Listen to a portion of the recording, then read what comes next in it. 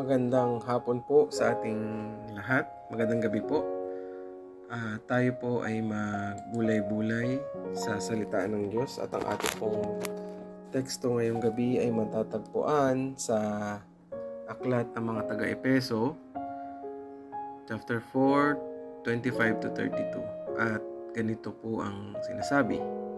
Dahil dito, itakwil na natin ang pagsisinungaling at tayong lahat ay magsabi ng totoo sa isa't isa, sapagkat tayo'y bahagi ng iisang katawan. Kung magagalit man kayo, iwasan ninyo ang kayo'y magkasala. Huwag ninyong hayaang lumubog ang araw na galit pa rin kayo. Huwag ninyong bigyan ng pagkakataon ang dyablo.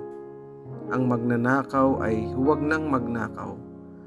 Sa halip, maghanap siya ng marangal na ikabubuhay para makatulong sa mga nangangailangan.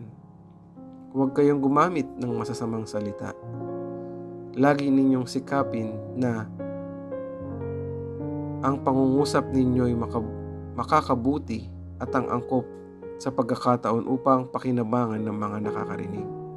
At huwag ninyong saktan ang kalooban ng Espiritu Santo ng Diyos, sapagkat siya ang tatak ng Diyos sa inyo, ang katibayan na kayo'y tutubusin pagdating ng takdang araw.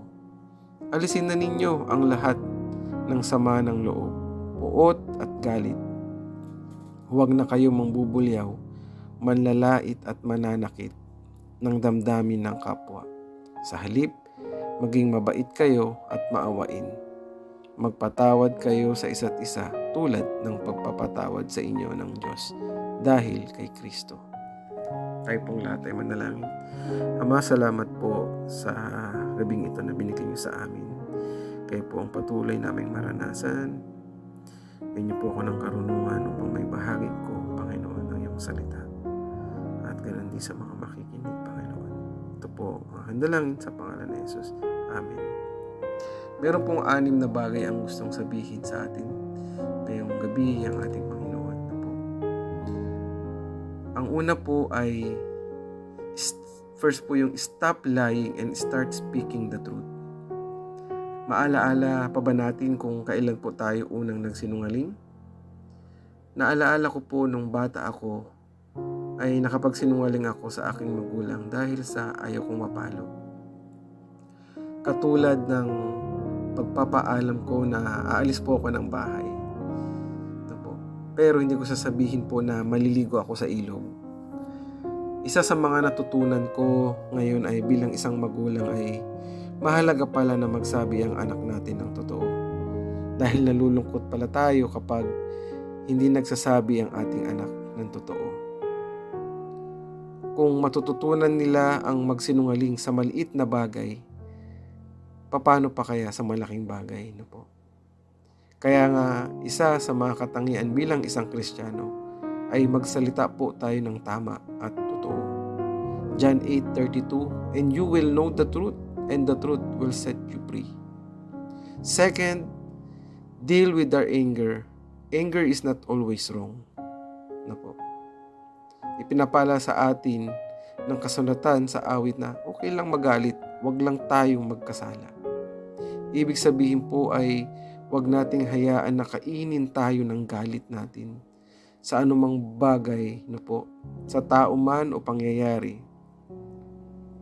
Humingi po tayo ng lakas sa ating Ama upang mapagtagumpayan natin ang mga bagay na ito. Dahil kung mas yayakapin natin ang galit sa ating buhay, ay hindi tayo makakapag-isip ng maayos at magkakasala tayo.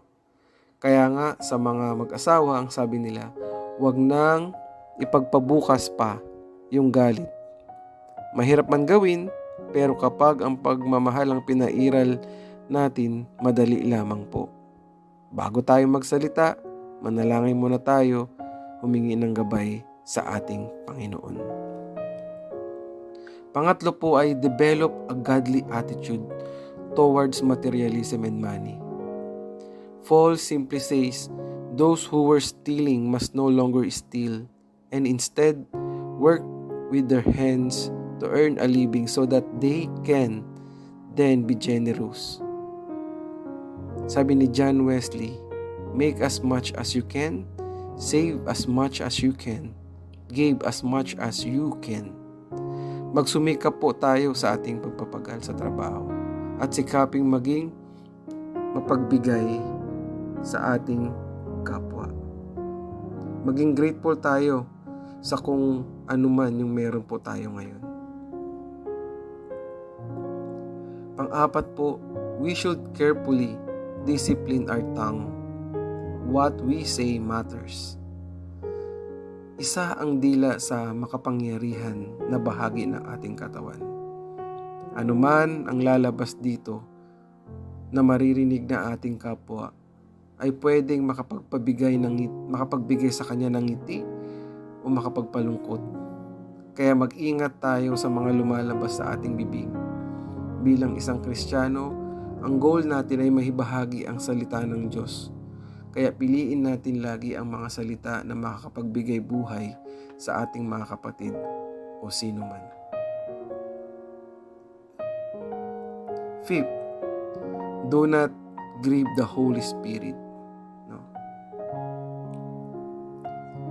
Gawin natin palagi sa araw-araw ang makakapagpangiti sa ating Ama. Ano man ang gagawin natin, lagi nating tandaan na dala-dala natin yung title na anak ng Diyos. Saan man tayo naroroon, isipin natin palagi na ang nire-represent natin ay si Kristo. At ang pang-anim po ay turn from being a fighter to being a reconciler. Alisin na ninyo ang lahat ng sama ng loob, sabi sa kasulatan, puot at galit. Huwag na kayong mambubulyaw, manlalait at mananakit ng damdamin ng kapwa. Sa halip, maging mabait kayo at maawain. Magpatawad kayo sa isa't isa tulad ng pagpapatawad sa inyo ng Diyos dahil kay Kristo. Isa sa mahirap gawin ay magpatawad, tama po. Lalo na kung ang isang tao ay nakasakit sa'yo ng masyado. Pero kung titingnan natin kung paano sinaktan, pinahirapan ang ating Ama sa krus at kung papaano niya rin sila pinatawad, ganun tayo kamahal ng Diyos. Kaya nga itinuturo sa atin na mahal tayo at magpatawad tayo tulad ni Kristo. Bilang isang Kristiyano, may mga time na dumadating tayo sa point na hindi natin naisa sa buhay ito. Oo, mahirap. Pero ang isa sa mga sekreto ay ang patuloy na pakikipag-usap natin sa ating Ama. Kaya huwag tayong magsawang lagi siyang kausapin at magbasa tayo ng kanyang salita. The more na nagiging close tayo sa kanya, the more na mapapamahal tayo sa kanya. At ang lahat ng ito ay magre-reflect sa buhay natin. Praise God kasi this past few days, parang na-test din talaga yung faith ko at yung buhay ko. Sa mga salitang ito, praise God kasi nangungusap sa akin. Napakabuti po ng Diyos. Kaya sa Diyos po ang papuri at pasasalamat. Tayo pong lahat ay manalangin. Ama, salamat po sa gabing ito, sa biyaya mo, sa biyaya ng iyong mga salita. Salamat Lord, sapagkat Ikaw ang Diyos na siyang patuloy na gumagabay sa amin palagi. Ikaw ang Diyos na siyang gumagabay sa amin palagi. Patawarin mo kami, Ama, sa aming mga nagawang pagkukulang. Kung kami man ay nakasakit ng aming kapwa, patawad, Panginoon. Kaya po ang patuloy na maranasan namin, Father God. Sa iyo po ang walang hanggang kapurihan at pasasalamat sa tanging pangalan ni Jesus. Ito po ang aming dalangin. Amen at amen. Magandang gabi po sa ating lahat. Sa Diyos po ulit ang papuri. God bless po.